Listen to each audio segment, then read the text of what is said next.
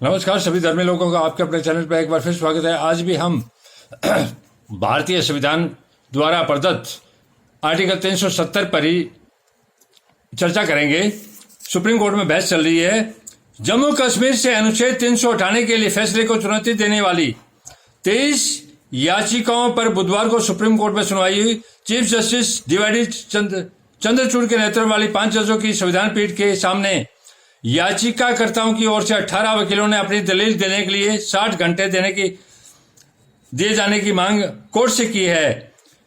अब इसमें 60 घंटे देने की जरूरत नहीं है, तो 60 सेकंड का काम है, कोई जरूरत ही नहीं है। अनुच्छेद 370 विशेष परिस्थितियों के तहत कश्मीर को आजादी के समय दिया गया था और विशेष परिस्थितियों में उसको वापस ले लिया गया। ये भारतीय संविधान द्वारा प्रदत्त अधिकारों के तहत ही दिया गया और लिया गया। जब दी जा सकती है, समय के हिसाब से दे दिया, समय के हिसाब से वापस ले दिया। ये कोई परमानेंट चीज नहीं थी। अब इस पर जो सवाल उठाए जा रहे हैं, केंद्र सरकार का निर्णय असंवैधानिक है। केंद्र सरकार का निर्णय इस मामले में आर्टिकल 70 को हटाकर गैर संवैधानिक नहीं है, संविधान के दायरे के अंदर इसको किया गया है और यह देश और कश्मीर के हित में है। सरकार ने लोकतंत्र बहाल करने के आड़ में जम्मू कश्मीर के लोगों के मौलिक अधिकार छीन लिए। इससे मौलिक अधिकार छीने नहीं है, इससे उनको मौलिक अधिकार मिलेंगे। आर्टिकल 370 से तो उनका एक बाड़े में बंद कर रखा था, अब तो पूरा संविधान दे दिया हमने। जब पूरा संविधान ही दे दिया तो फिर उनके मौलिक अधिकार तो और ज्यादा बढ़ गए, सत्ता पूरा देश उनको मिल गया। अनुच्छेद 370 को संविधान सभा की सिफारिश के बगैर नहीं हटाया जा सकता, चूंकि संविधान सभा का अस्तित्व ही नहीं बचा है। जब संविधान सभा बनी थी, संविधान का निर्माण हुआ था, वो लोग जो सारे पूजनीय थे, जिन्होंने इतने बड़े लोकतंत्र के लिए इतने अच्छे संविधान, इतने सर्वोच्च कानून का 2 साल 11 महीने और 18 दिन के अथक प्रयासों दुनिया के अलग अलग संविधानों का अध्ययन करके इस सर्वोच्च संविधान को बनाया।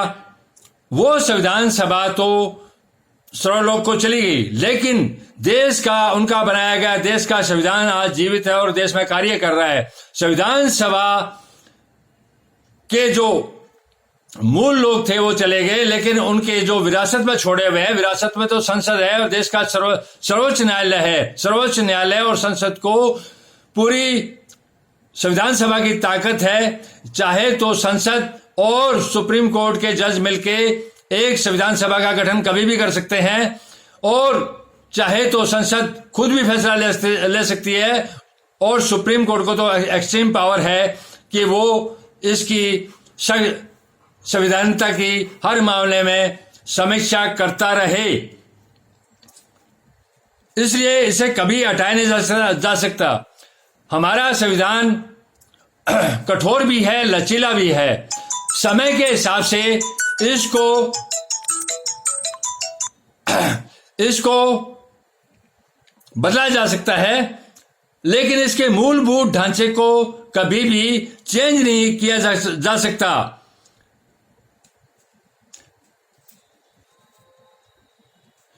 संसद खुद को एक संविधान सभा में परिवर्तित नहीं कर सकती, बिल्कुल कर सकती है, कोई दिक्कत नहीं है। अब इस तरह के जो पिटीशन इत्यादि है वो तफरका डालने का काम है। न्याय को नहीं होने देना है, न्याय को गुमराह करना है।